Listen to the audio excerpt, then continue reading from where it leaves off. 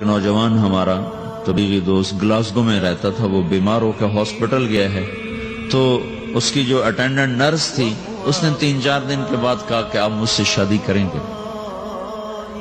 اس نے کہا میں مسلمان ہوں، تم کرسچن ہو؟ کہا میں مسلمان ہو جاؤں، اگر آپ شادی کر دو تو میں مسلمان ہوں۔ اس نے کہا تم کس وجہ سے مجھے یہ پیشکش کر دو؟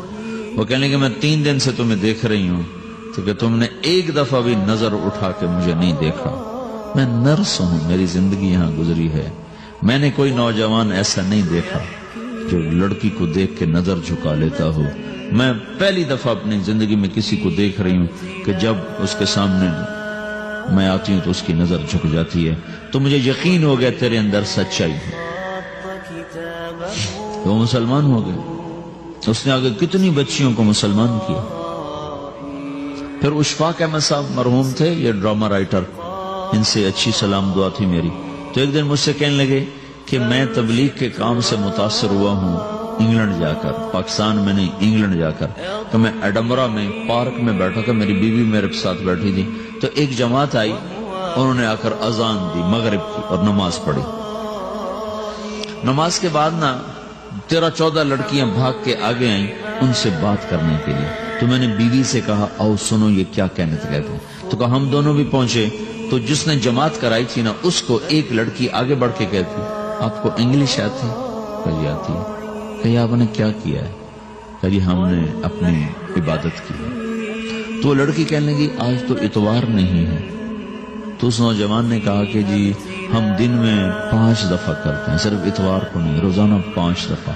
وہ لڑکی کہنے لگی یہ تو بہت زیادہ ہے، آپ اس کو کیسے نبھاتے ہیں؟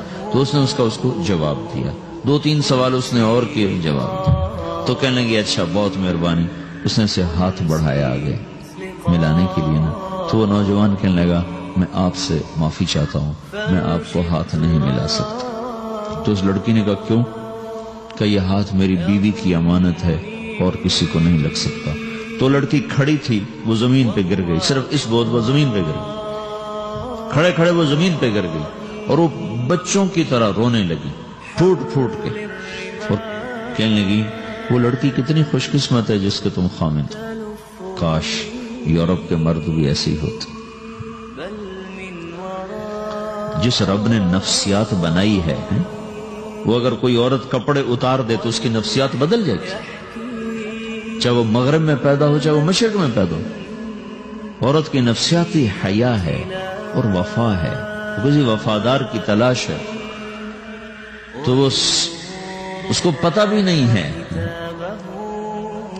کہ مشرق کا حیا کیا ہے، لیکن وہ اس کو اللہ نے عورت بنایا ہے، اس کے اندر کی وہ نہیں مر سکتی چیز۔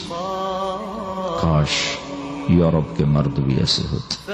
اور آنسو پوچھتی ہوئی وہاں سے اٹھ کے چل دی۔ تو اشفاق صاحب مرحوم کہنے لگے میں نے اپنی بیوی سے کہا بانو آج وہ تبلیغ ہوئی ہے کہ لاکھوں کتابیں بھی چھپ جاتی، وہ کام نہ ہوتا جو یہ نوجوان اپنے عمل سے کر دیا۔ تو میرے عزیزو کٹی پتنگ نہ بنو، اپنی کٹی پتنگ کی منزل کوئی نہیں رہتی۔